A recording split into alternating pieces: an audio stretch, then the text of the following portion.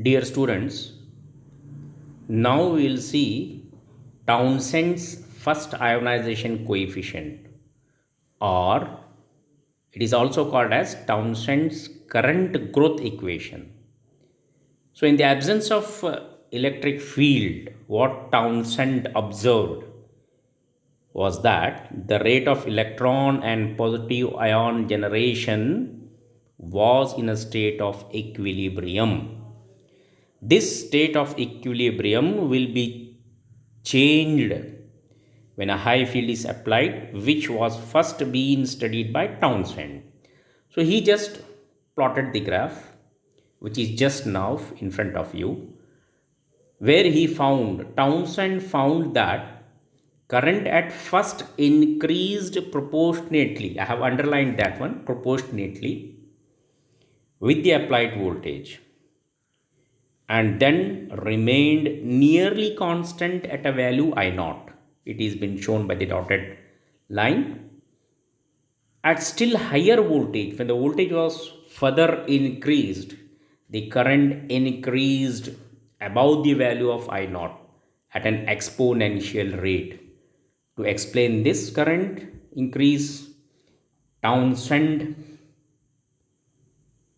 introduced a quantity alpha known as Townsend's first ionization coefficient, defined as the number of electrons produced by an electron in the direction of field, that is by the process of ionization. As you have seen, we have seen different process of ionizations: ionization by collision, photoionization, and secondary ionization process.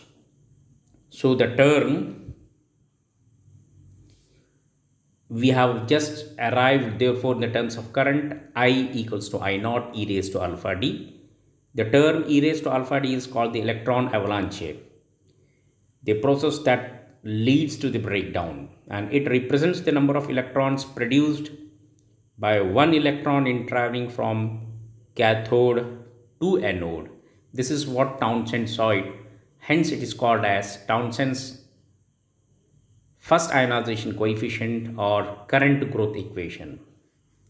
So in a similar manner, we'll go for the Townsend's second ionization coefficient or current growth in the presence of secondary processes. If you just visualize the given graph, you can see a curvilinear path, the curvature of the graph, which would have been traveled in a straight line as it shows by the dotted lines, but it deviates a bit. This deviation in the path was being explained by Townsend. Townsend observed that the current in parallel plate gap increased more rapidly with increase in voltage. To explain this departure from linearity, Townsend suggested that it may be a second mechanism must be affecting the current. The additional current must be due to the presence of positive ions and the photons. The positive ions will liberate electrons by collision with gas molecules or neutral atoms, whatever, as we have just seen it. Similarly, the photons will also release electrons after collision with gas molecules. So here we'll just conclude with the relation I equals to I naught in the numerator alpha minus b inside the bracket into e to the power or e raised to alpha minus b inside the bracket d in the denominator alpha minus beta e raised to alpha minus b d. Just compare this equation with respect to the I equals to I naught e raised to alpha d from Townsend's first ionization coefficient. We'll see further. Thank you.